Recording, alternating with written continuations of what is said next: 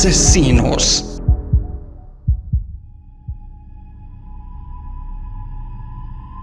El viernes 22 de febrero de 1946 comenzaría una desenfrenada ola de sádicos y cobardes crímenes contra la población más vulnerable, los niños, cambiando y destruyendo las vidas de muchas familias para siempre.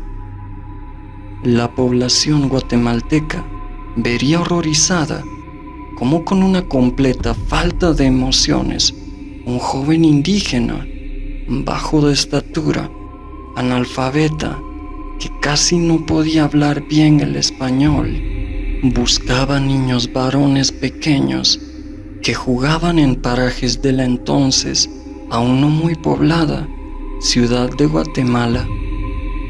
Fue así que, con trucos y artimañas, convencía a las inocentes víctimas a que lo acompañaran, y cuando éstas caían en su dominio, desataba una gran furia lasciva y las estrangulaba, amarrándolos del cuello tan fuerte como para procurar que los esfínteres de los indefensos niños se cerraran. Y mientras las criaturas convulsionaban, solo así este criminal podía llegar a su máximo clímax sexual. Este joven confesaría uno a uno sus macabros crímenes, que realizó con la complicidad de su primo, sin ningún tipo de remordimiento, ni hacia sus víctimas y tampoco hacia sus familiares, relatándolos como algo normal cualquier suceso del día, mencionando que después de los crímenes continuaban con su vida, siguiendo su camino, y otras veces yéndose de fiesta. El único arrepentimiento que mostró sería hacia él mismo por los errores que llevaron a su captura.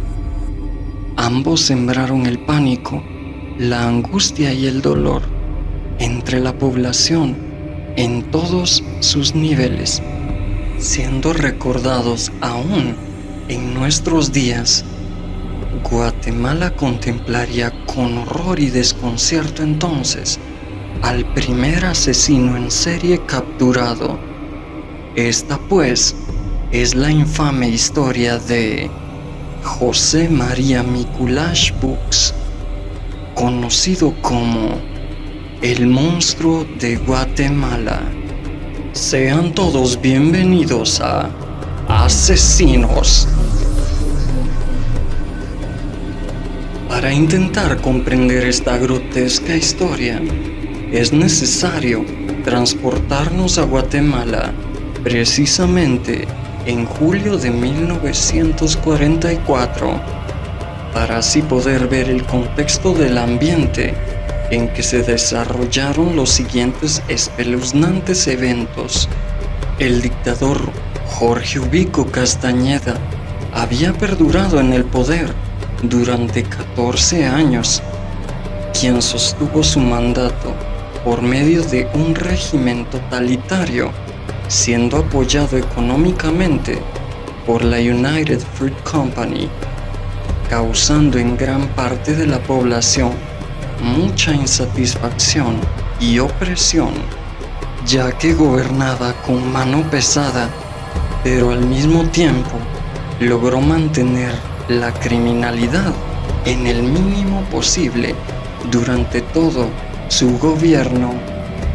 Tras una serie de protestas de parte de la población urbana guatemalteca contra su gobierno y sus orientaciones, este se vio obligado a renunciar el 1 de julio de 1944, colocándose así a Federico Ponce Vaides, quien duró solamente 4 meses en el poder. Fue en este breve periodo de gobierno que sucedió la conocida revolución del 20 de octubre, siendo este derrocado y sucedido por Juan José Arévalo Bermejo, un doctor en filosofía de 41 años de edad y antiguo maestro que fungió en la Universidad Nacional de Tucumán y la Universidad de Buenos Aires, en Argentina. Este se convertiría en el primer presidente electo democráticamente del país.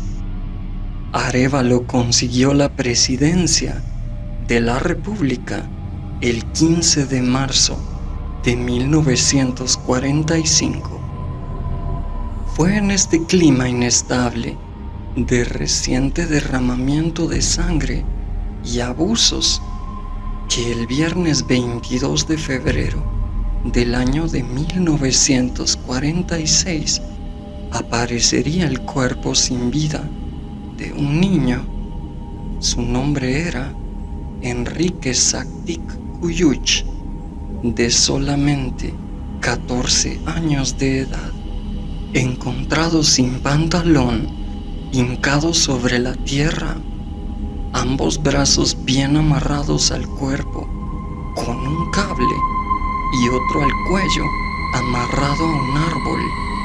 En el pecho se veía una lesión y golpes sangrantes en su rostro y también en sus rodillas.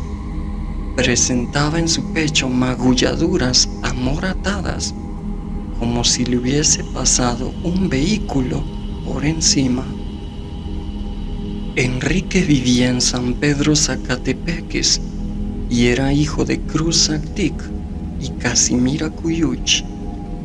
Enrique había salido por la mañana junto a sus 2 mulas cargadas con leña desde Zacatepeques rumbo a la capital, con el único propósito de intentar venderlas para así poder ayudar un poco a su familia de escasos recursos.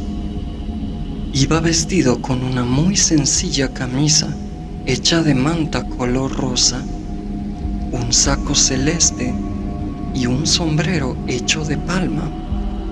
Fue así que se topó cara a cara con José María Mikuláš y su primo Mariano, quienes ya lo habían estado acechando por el camino sin que el menor lo notara. Lo abordaron y le preguntaron al infante si le gustaría ver unos conejitos, si le gustaría que le regalaran algunos, diciéndole que tenían de diversos colores en una madriguera muy cercana. El niño ilusionado accedió feliz, y fue así como se internaron en los abundantes montarrales de la Guatemala de antaño, sin ningún tipo de resistencia.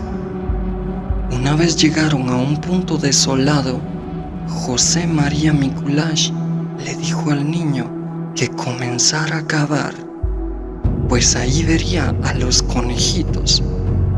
Mientras el niño se arrodillaba a cavar, le ataron un cable al cuello y otros a las manos, comenzándolo a golpear salvajemente.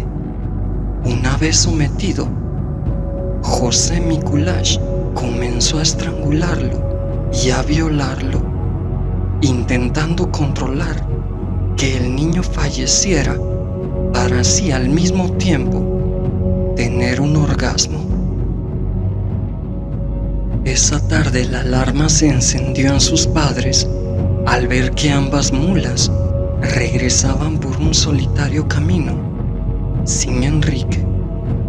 Fue así que comenzó la desesperada búsqueda del infante. Al siguiente día, al intentar recorrer el camino de regreso, fue cuando el cuerpo maltratado del niño Enrique fue encontrado y reconocido por Catarino de León Sabán, un comerciante originario de San Pedro Zacatepeques. Entre las pertenencias de Enrique se encontraron en sus pequeños bolsillos un espejito borrado de hojalata, un pañuelo, un cincho de cuero, y cerca estaba también su sombrero hecho de palma. Más adelante, Mikulash confesaría que después del grotesco crimen vendieron la leña por 80 centavos y que Mariano, por su parte, vendería un poncho también robado a Enrique por un quetzal.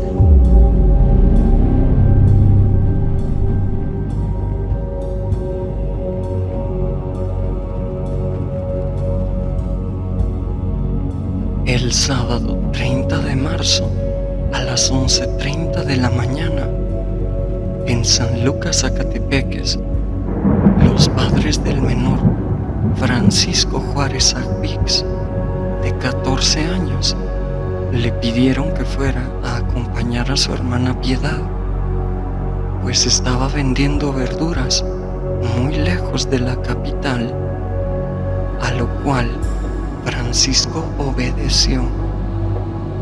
Siendo las 5:30 de la tarde, Piedad regresó sola a casa, indicando que no había visto a su hermanito Francisco, despertando así la alerta inmediata de su familia.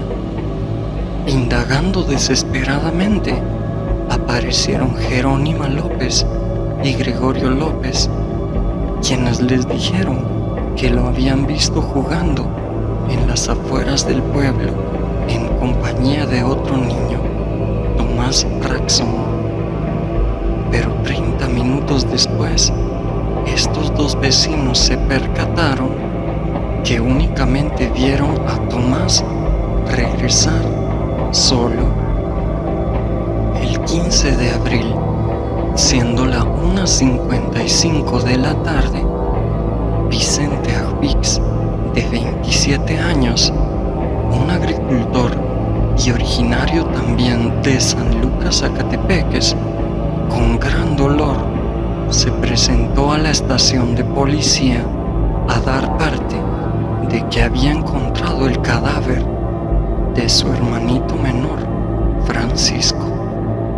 Cuando el juez de paz y demás autoridades llegaron al sitio del hallazgo, no podían dar crédito a lo que veían. La espeluznante escena los dejó totalmente desconcertados. En la finca La Pradera, dentro de un bosque con una ladera de vegetación muy poblada, encontraron al fondo de una hondonada una zanja cubierta con hojarasca, y allí se pudo descubrir el cadáver del niño siendo devorado por aves de rapiña. Estaba en posición supina, boca abajo. Su cuerpo estaba ya en estado de putrefacción y su espalda estaba totalmente amoratada. Vestía camiseta hecha de manta blanca usada, pantalón color azul de lona. Estaba descalzo, sin saco y con las piernas abiertas, encogidas, y tirado a la par del cuerpo un sombrero hecho de palma. Al ponerlo boca arriba, los presentes quedaron totalmente horrorizados al ver que ya no tenía rostro. Su carne y ojos habían sido devorados por aves de rapiña. En su cuello, un lazo bien ceñido. El 21 de enero, a la 1 de la tarde, se presentó a la comisaría el menor Miguel Ángel Valenzuela, junto a su madre, a denunciar que un joven de baja estatura y con un notable problema al caminar se le había acercado y amablemente le preguntó que si quería acompañarlo a ver unos conejitos de colores, a lo que el menor Miguel Ángel accedió de buena manera, ilusionado con la idea de poder jugar con los conejitos Se fueron los dos. Una vez se internaron en un montarral, le dijo: ahora te enseño los conejitos. Solo voy a ver si no viene gente. Cuando se aseguró de que estaban totalmente solos, aquel hombre los redujo de inmediato y procedió a abusar sexualmente del asustado niño, que no entendía qué estaba sucediendo. Miguel Ángel después denunciaría en la comisaría que mientras lo agredían sexualmente, el atacante también lo ahorcaba fuertemente. El niño consternado declaró también que al atacante le salía espuma por la boca, lo que posiblemente era saliva siendo excretada por la boca, dejando entrever la brutalidad con la que actuaba en su frenesí de furia y lascivia. Una vez el hombre quedó satisfecho, dejó ir al menor, pero no sin antes amenazarlo, diciéndole que si se quejaba, lo iba a encontrar y esta vez sí lo iba a matar. Increíblemente, ante aquella cruda denuncia y posiblemente en un intento de minimizar el impacto en la población, el inspector de guardia le aseguró a la madre que todo eso posiblemente era un juego de niños sin importancia, que esas cosas eran típicas de los niños cuando juegan, que él también había sido niño y que ya sabía cómo era aquello, restándole total importancia a aquella horrible narración del niño Miguel Ángel.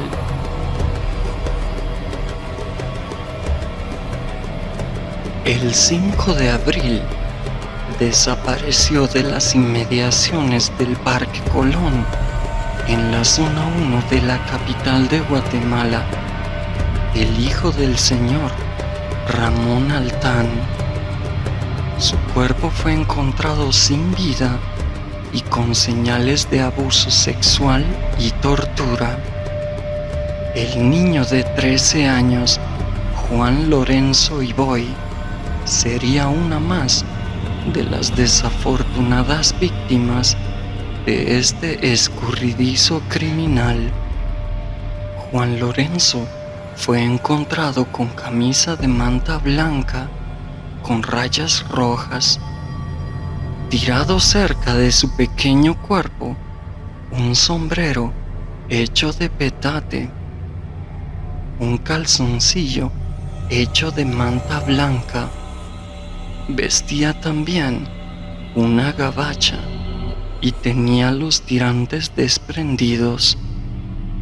El niño Juan Lorenzo estaba boca abajo y su cuerpo ya en estado de descomposición, con evidencias de ahorcamiento.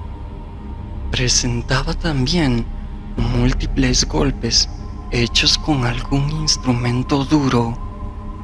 Mostraba signos de laceraciones en el muslo izquierdo y otras más en su vientre. El niño Juan Lorenzo fue encontrado con excrementos en su región rectal. Se había defecado, posiblemente del dolor y del miedo.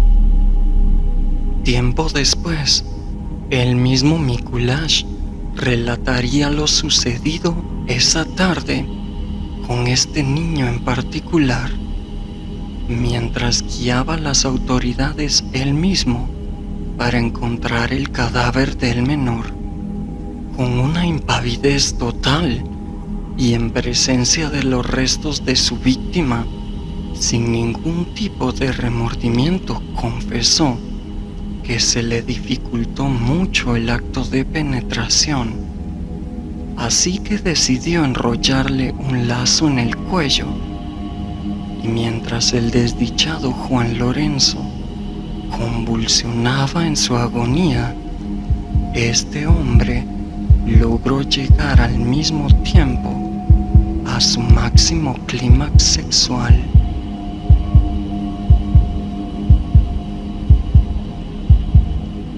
El 26 de abril de 1946 se recibió la denuncia de un niño de 12 años que había sido agredido de una manera muy particular. El nombre del infante era José Hernández Zuruy, quien en un estado muy alterado manifestó haber sido agredido por un hombre de baja estatura, quien se le acercó para decirle que tenía un criadero de conejitos y que si lo acompañaba le regalaría 2. Nuevamente, al estar en un paraje solitario, este le quitó el saco nuevo que vestía el niño, le golpeó fuertemente en el estómago, dejándolo sin aire, para luego comenzar a ahorcarlo, para proceder a violarlo al mismo tiempo. Cuando este hombre quedó satisfecho, se detuvo, le quitó 5 centavos y lo dejó ir. Si bien la población guatemalteca para ese entonces ya estaba aterrorizada ante la presencia de un sádico violador y asesino de niños que estaba suelto, el siguiente caso horrorizó de sobremanera a la población, pues el 23 de marzo, a eso de las 8:30 de la mañana, un joven moreno y de baja estatura se le acercó al menor Guillermo Rolando Castillo, de 10 años, niño de ojos color verdes, rubio y de baja estatura, al que se le ofrecieron conejitos de varios colores. Se le tomó de la mano tranquilamente, llevándole a un paradero solitario lleno de bambú. Una vez que estuvieron lejos de cualquier persona y bien internados en el paraje, lo golpearon fuertemente y le amarraron un lazo al cuello para que no gritara. El pequeño niño de 10 años, al verse indefenso, entendió cuál sería su destino y, mostrando una increíble valentía, atado de manos, se lanzó contra el atacante. Con lo único que podía, se defendió, asestándole 2 mordidas en el muslo derecho al atacante. Este fue el único acto de valiente defensa del que se tiene registro, pero tristemente no impidió que este cobarde criminal lo violara, lo dejara muerto y desnudo en ese paraje. Más tarde Mikulash, después de confesar su crimen, declararía que solo le gustan los niños, porque no se pueden defender, y tampoco ha probado nunca una mujer. Ante aquella macabra ola de ataques contra la población más vulnerable, y dado al clima inestable de cambio de gobiernos, se esparció un rumor muy fuertemente de que estos crímenes estaban siendo orquestados por la casa presidencial. Esto se debió a que el 16 de diciembre de 1945, el presidente Arévalo sufrió un accidente rumbo a Panajachel. Iba a bordo con unas bailarinas rusas. Debido al fuerte accidente de la espalda del mandatario, quedó fuertemente dañada. Es por esa razón que la gente afirmaba que Arévalo mandaba a matar a los niños para quitarles el líquido cefalorraquídeo que protege la columna y el cerebro de lesiones, para inyectárselo y seguir sano. Se cree que este rumor fue esparcido entre la población por facciones insatisfechas y contrarias a su gobierno. La captura. Debido al gran terror que este asesino estaba sembrando en el país, se hicieron grandes esfuerzos para atrapar al criminal lo antes posible. Fue así como, gracias a algunos niños sobrevivientes de los ataques y también a la descripción de una anciana que había visto a un hombre de la mano con un niño, en lo que a ella le pareció un acto muy sospechoso, que se formó un retrato hablado muy rudimentario de aquel asesino, y se formó un grupo especial de detectives que de manera encubierta se apostaron en diferentes parques concurridos a la espera de dar con algún sospechoso. No fue hasta el día 26 de abril que los detectives Miguel Ángel Serrano y Alfredo Guerra, quienes se encontraban encubiertos en un parque, estaban buscando, cuando Alfredo Guerra vio cómo un hombre de baja estatura estaba en la compañía de un niño al que le compró golosinas. Pero el detective notó que no compró golosinas para él mismo, acto que despertó la sospecha inmediata. Cuando se disponían a retirarse, el detective Guerra notó que el joven también tenía un problema notable al caminar.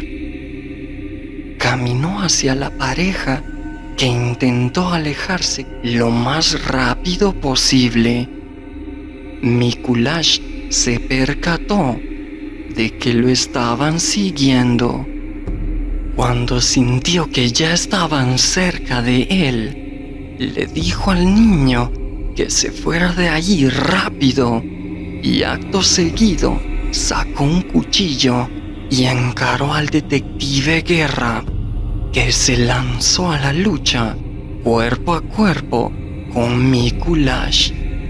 Para ese entonces, nadie sabía que Mikulash no operaba solo, y que tan solo a unos metros estaba escondido su cómplice Mariano, que si se hubiera decidido apoyar a José, esta historia habría tenido otro fin. Pero para suerte del detective, Mariano, al ver a su primo José María Mikulash en problemas, luchando en el piso a muerte con el detective, se dio a la fuga. A los pocos minutos apareció el detective Miguel Antonio Serrano en apoyo al detective Guerra, y disparando al aire, poniendo fin a la pelea y aprendiendo inmediatamente a aquel joven, que se identificó como José María Mikulash Bux, de 20 años. Cuando las personas que estaban en aquel lugar vieron que estaban agrediendo a un joven indígena de pequeña estatura y con un problema al caminar. Se comenzaron a juntar para intentar ayudar a aquel desvalido joven, ya que ambos detectives vestían de particular, pues estaban encubiertos. La gente ignoraba de qué se trataba todo esto. Al ver la situación, los detectives decidieron alzar la voz y revelar que este hombre era nada más y nada menos que José María Mikuláš, el asesino y violador de niños. A lo que la población reaccionó, cambiando de bando inmediatamente, y tuvieron que sacarlo escoltado muy rápidamente, pues la población quería lincharlo ahí mismo. Al siguiente día, atraparían a su primo y cómplice, Mariano Macu Mikuláš. El diagnóstico. José María Mikuláš fue inmediatamente sometido a diversos exámenes mentales, entre ellos los del doctor Miguel Molina, que fueron estimados para realizar el examen mental de José María Mikuláš Bux. La información encontrada señala que Mikuláš no sufrió de ninguna confusión, estupor, amnesia ni desorientación. Fue capaz de ubicarse en tiempo y espacio, distinguir entre la realidad interna y externa, planificar estrategias, ejecutar planes, dirigir la atención y recuperar recuerdos.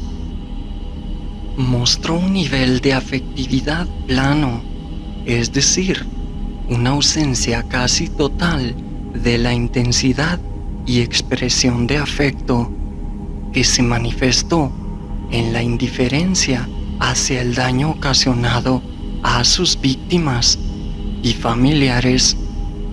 También mostró cierto automatismo, es decir, durante el tiempo en que fue evaluado, Mikuláš realizó movimientos involuntarios sin que tenga conciencia de ellos, y también actuaba con lentitud. En todo momento, el tono de su voz fue adecuado. No gritaba ni susurraba, tampoco utilizó palabras extrañas. Pero el examen neuropsiquiátrico indicó que tuvo una muy escasa elaboración mental. En el peritaje realizado por el doctor Miguel Molina, junto a las entrevistas de diversos periódicos de la época, indican que la razón principal por la que José María Mikuláš cometió los asesinatos fue para satisfacer los deseos sexuales que le provocaban especialmente los niños menores de edad. El sufrimiento ocasionado a sus víctimas fue otra fuente de placer. Las contracciones anales de los niños al asfixiarles lo hacían llegar al orgasmo. Por esta razón, el sadismo constituye otro fuerte rasgo de su personalidad.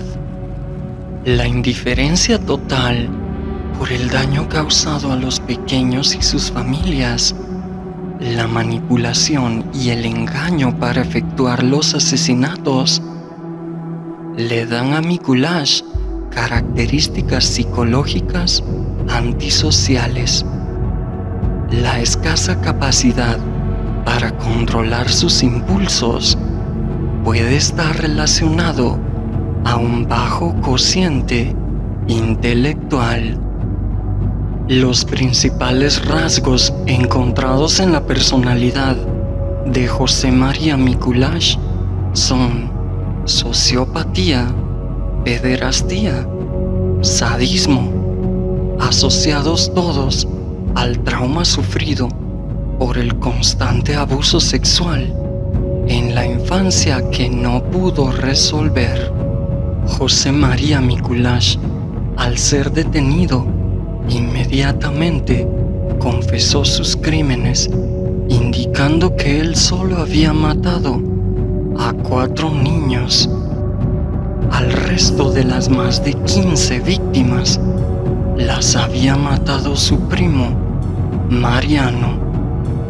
Fue así que uno a uno Mikuláš confesó sus crímenes, llegando incluso a mostrar en dónde estaban algunos otros cadáveres, al tiempo que se tiene constancia de que no mostraba ningún signo de empatía ni arrepentimiento por ningún hecho. Al ser cuestionado, este indicó que a él lo habían capturado por tonto, pues su primo Mariano le decía constantemente que no había que dejar víctimas con vida para que nadie pudiera identificarlos después, mostrando así el único signo de arrepentimiento, pero hacia él mismo y a nadie más. El doctor Molina afirma que los relatos dichos por este hombre son totalmente ciertos, pues la pobreza que existe en su memoria no sería capaz de tener tal imaginación para describir tan concretamente una y otra vez los relatos ya mencionados. José María Mikuláš Bux nació en el año de 1926 en el pintoresco municipio de Patsicía del departamento de Chimaltenango, ubicado a 52 kilómetros de la capital. Sus padres eran Juana Bux y Enrique Mikuláš. Fue producto de un embarazo no planificado ni deseado. Fue traído al mundo por una madre muy joven, de acuerdo a las costumbres indígenas de aquella región, pues se solían casarse siendo aún adolescentes. José nació a los 9 meses gracias al apoyo de una comadrona de la localidad. Se desconoce también qué religión practicaba. El único amigo del que se tiene registro se llamaba Nemesio Chicol, quien le acompañó por muchos años en su niñez, y diría: José estuvo en la casa de mi familia, allí le dábamos de comer, le tomamos mucho cariño, somos amigos. Esta información parece indicar que la niñez de José María fue como la de cualquier otro niño, por lo menos durante algún tiempo, con tendencias a la comunicación, a la confianza, al juego, a la convivencia con sus pares y adultos. El padre biológico de José se marchó del hogar cuando éste era muy pequeño, abandonándolos a su suerte, a él y a sus 4 hermanos. Tiempo después, entraría en sus vidas quien se convertiría en su padrastro, un hombre muy temperamental y alcohólico. Se presume que la relación sentimental de sus padres fue extremadamente conflictiva debido a la agresividad que el padrastro mostraba cuando se encontraba bajo los efectos del alcohol. Es probable que la comunicación entre los miembros de la familia de escasos recursos fuera muy baja, poco afectiva. La madre del pequeño José se dedicó a la mayor parte de su tiempo a trabajar y obtener los insumos necesarios para el sostenimiento del hogar, cargando bultos y lavando ropa ajena. El padrastro se alcoholizaba muy seguidamente y bajo sus efectos se comportaba, especialmente con José, de manera abusiva y muy violenta. Atentaba física, psicológicamente y también fue abusado sexualmente por su padrastro. Es posible que el niño José Mikulash tuviera una mejor relación con su madre. Puede que el trato no haya sido tan cercano, pero sí era menos ofensivo que el de su padrastro. En los registros de la Hemeroteca Nacional y el Archivo de Tribunales no hay información que confirme la relación de Mikulash con sus hermanos. Los expertos indicarían luego que los asesinatos de los menores de edad son la representación simbólica de la etapa de la vida en la que José María Mikulash se quedó fijado.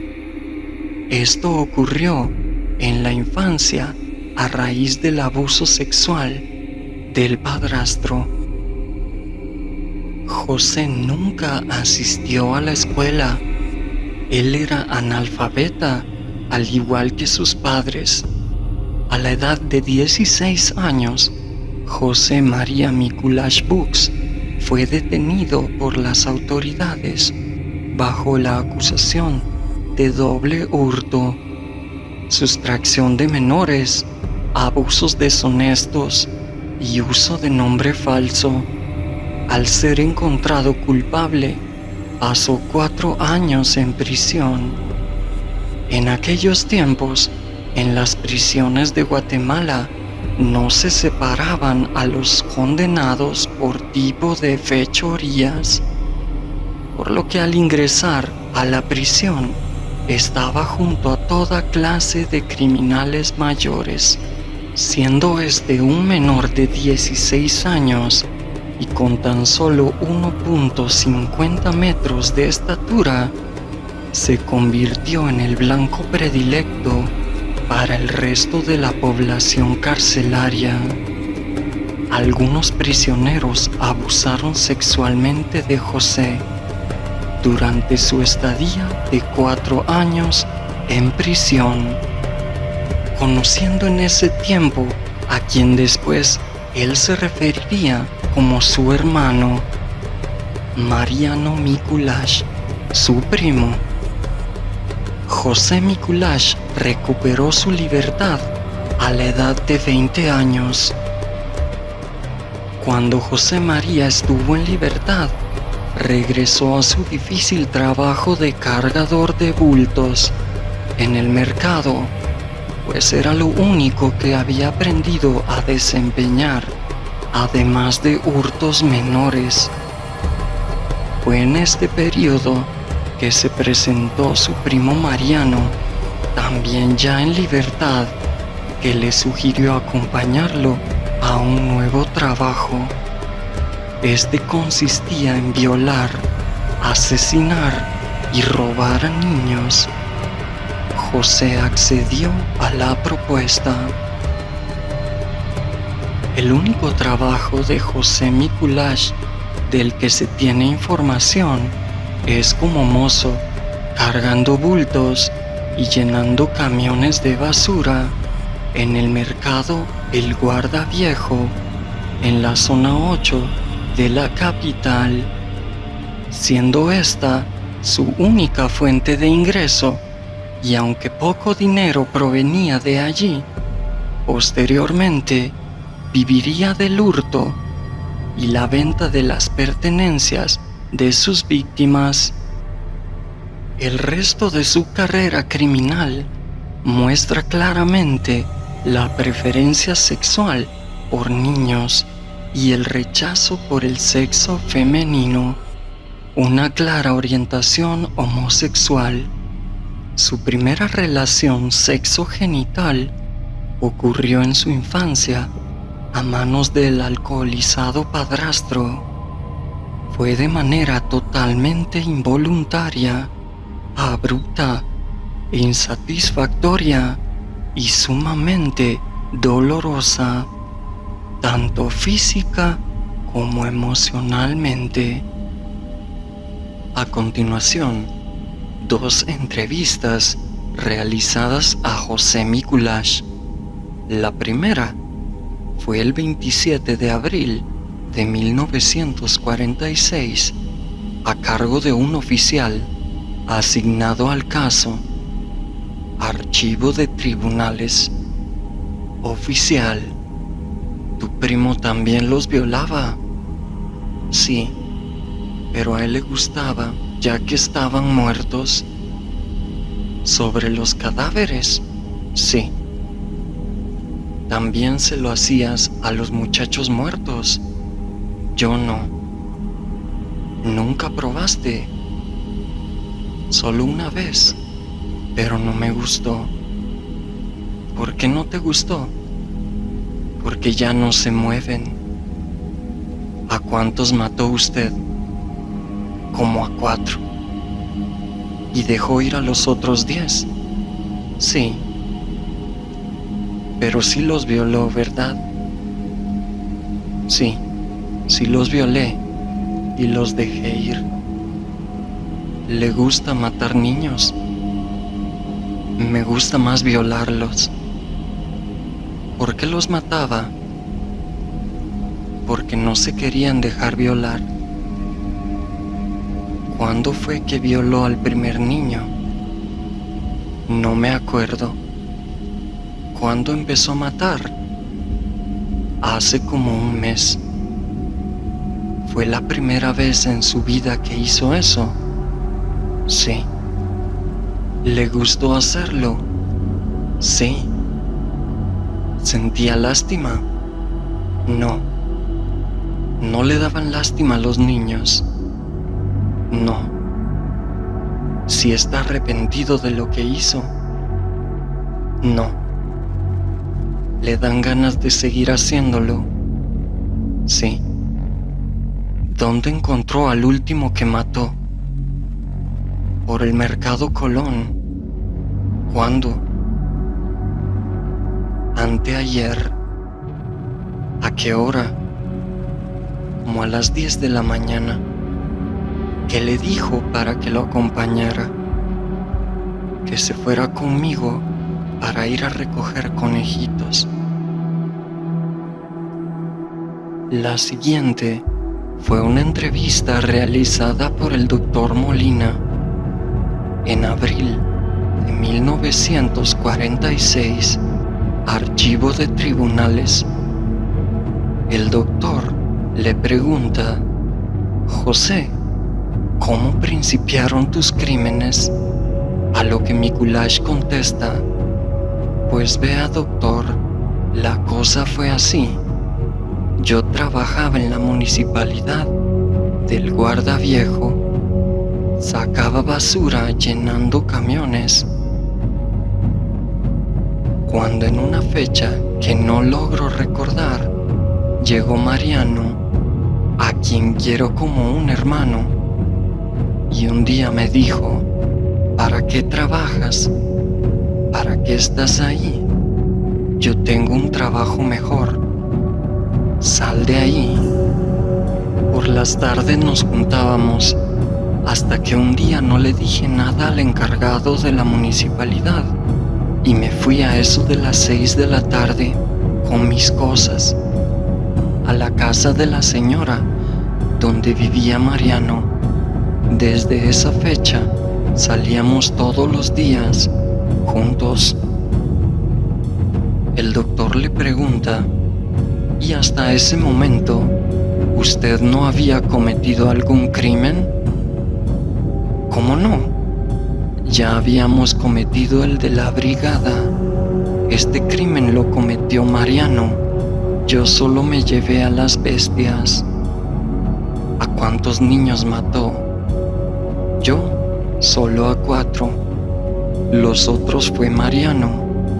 Los que yo maté son el primero en el campo Marte. Lo maté solo yo, aunque Mariano me acompañaba. El segundo, en La Palmita, lo maté solo yo. Mariano me acompañaba. El tercero fue arriba de Misco.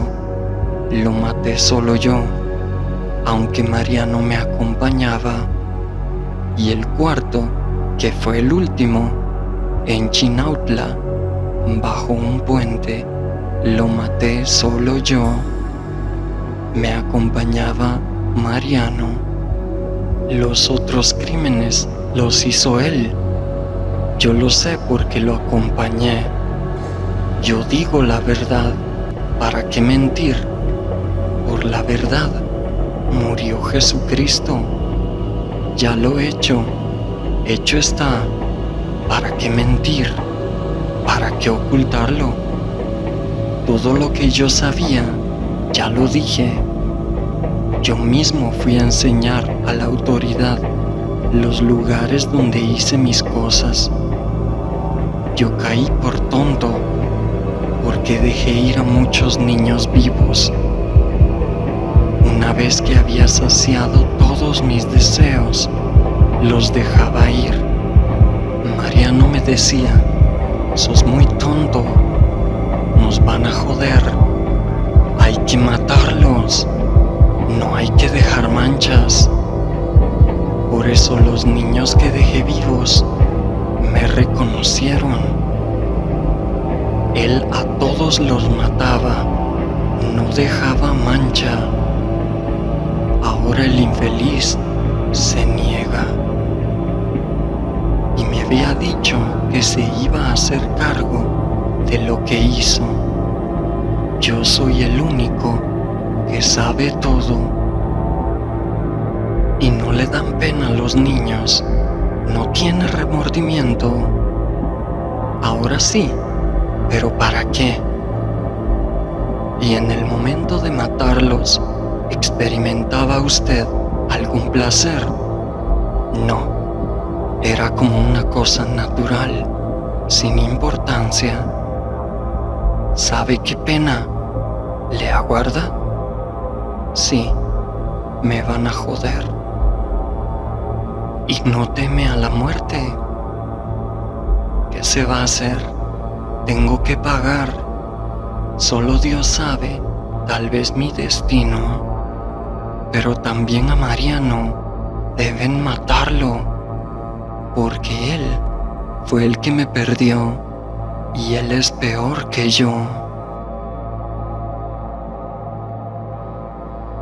En la misma evaluación psiquiátrica realizada por el Dr. Molina, este menciona que procuró provocarle intencionalmente una reacción emocional mientras lo evaluaba, comentándole de manera irónica que en el periódico había leído que a Mariano Mikuláš, su primo, no le habían podido probar nada y pronto estaría en libertad. Fue entonces cuando se le vio un destello de ira, contestando: sí, porque ese infeliz así es que hace las cosas, no las sostiene, haciéndole ver que le despreciaba profundamente por su falta de hombría. La ley Mikuláš. La gran presión de la sociedad para que el presidente pusiera fin a los asesinatos perpetrados por Mikuláš generaron que el presidente Arévalo promulgara el decreto 235, que abreviaba y agilizaba los procesos judiciales. Todo esto con el fin de que al ser capturado el responsable se tramitara rápidamente el juicio, se probara su culpabilidad y se le condenara a un periodo en breve. A este decreto presidencial se le llamó extraoficialmente la Ley Mikuláš. Dicho decreto reza de la siguiente manera: considerando que existen hechos delictuosos cuya comisión por su naturaleza causa justificada alarma en la sociedad y que exigen un procedimiento rápido para que la ley sea aplicada, sin más demora que la estrictamente necesaria para la comprobación de los hechos y el ejercicio del derecho de defensa de los enjuiciados, a fin de restablecer la tranquilidad social. Sentencia y ajusticiamiento. El 28 de mayo de 1946, el abogado de la defensa solicitó al juez la evaluación médica psiquiátrica del sindicado José María Mikuláš Bux para identificar signos anormales. La solicitud decía lo siguiente: la defensa estima absolutamente necesario que se practique al procesado una exploración y reconocimiento de sus facultades mentales por un experto, y propongo los servicios del médico Carlos Federico Mora. En caso este se abstenga, al médico Carlos Salvado. El sujeto nunca estuvo hospitalizado ni asistió a terapia alguna con anterioridad. Todo esto para intentar reducir su sentencia ante la inminente nube gris de la pena de muerte que se cernía sobre José Mikuláš. Pero la sed de justicia ante los cobardes crímenes y para aplacar la ira de la población, a José María Mikuláš se le dictó sentencia de muerte por fusilamiento. Cuando se dio la sentencia, varios profesionales defensores dieron sus puntos de vista, en el cual exponían no estar de acuerdo con el proceso realizado, ya que según ellos se mostraba carencia de pruebas para juzgar al acusado. Mantenían que no había alguien que lo señalara en la escena del crimen, y con el único recurso que contó el Ministerio Público era la confesión del criminal, en donde él mismo ubicaba a su primo en la escena del crimen, razón por la que los profesionales estaban inconformes con el dictamen del caso, manifestando que durante el transcurso se violaron varios artículos de la ley, pero sus argumentos no fueron escuchados. El joven Mikuláš confesó las violaciones y los asesinatos, aunque trató de inculpar mayormente a su primo Mariano. Incluso, al saber que el juzgado había determinado que él enfrentaría la pena capital y Mariano solamente 30 años de prisión, trató de vincularlo con la muerte de una anciana a quien llamaban la viejita del cigarro. Margarita Valencia tenía 63 años. Le apodaban así porque fumaba mucho. Mikuláš trató de que a su primo lo responsabilizaran de la muerte de la señora, pero se determinó que fue por una caída severa que quedó sin vida. Entre otras de las respuestas dadas por Mikuláš, fue que se mostraba arrepentido, pero con Dios nada más, no con el hombre. Continuando con el interrogatorio de José Mikuláš y aceptando su inminente destino, solicitaría que antes de su muerte le den 2 octavos de licor y que no le venden los ojos, porque según él, es en ese momento cuando el hombre sale a relucir. También quiere ir vestido con un traje nuevo, pues el que tiene ya no sirve y se ve muy roto. Durante su última noche de vida, mostró una gran angustia. No se sabe si era el arrepentimiento de lo que hizo o por las ganas de seguir viviendo.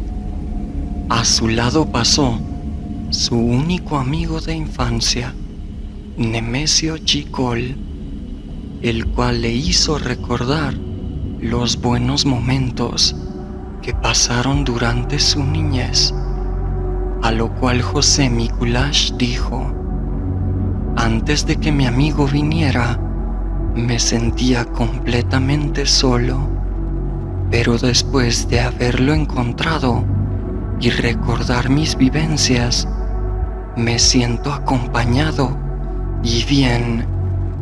José Mikuláš pediría que éste le acompañe durante el proceso de su muerte y que le prometiera ir a visitarlo después de muerto. Y así fue como el 17 de julio, Mikuláš fue trasladado desde la penitenciaría, ahora la torre de tribunales, hacia el cementerio general, iniciando su última caminata, que fue por la 19 calle de la zona 1 de la ciudad de Guatemala, custodiado por los guardias y acompañado por la gran cantidad de gente que esperaba el final del asesino. Llegándose el día de la ejecución, José María Mikuláš se mostró muy educado ante la gran multitud de personas que asistieron a ver el acto, incluso llegando a dar una última entrevista a un reportero del periódico El Imparcial, Mario Rivas Montes, a quien le dijo que su corbata era muy bonita, a lo cual el reportero se la obsequió y se la colocó momentos antes de su ajusticiamiento público. Tan solo unos minutos después, recibiría su corbata de regreso y este la guardó en su armario, aunque años después su esposa lo obligó a tirarla a la basura. Las últimas peticiones de Mikuláš le fueron concedidas. Le dieron a beber alcohol en la cantidad que él solicitó.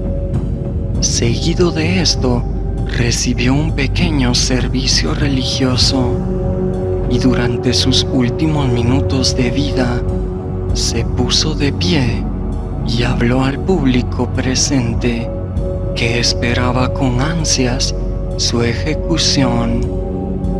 En ese momento se dirigió al público reprochándoles por qué a su primo no lo mataban también, reclamando que él solo había matado a 4 y su primo al resto, y afirmando que su primo Mariano lo había inducido a esto y era peor que él. Estas fueron sus últimas palabras.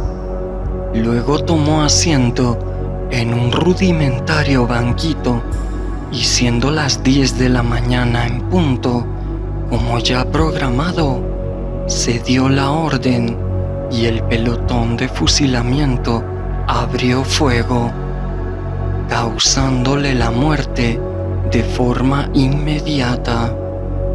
La población presente mostraba felicidad y un silencio de satisfacción.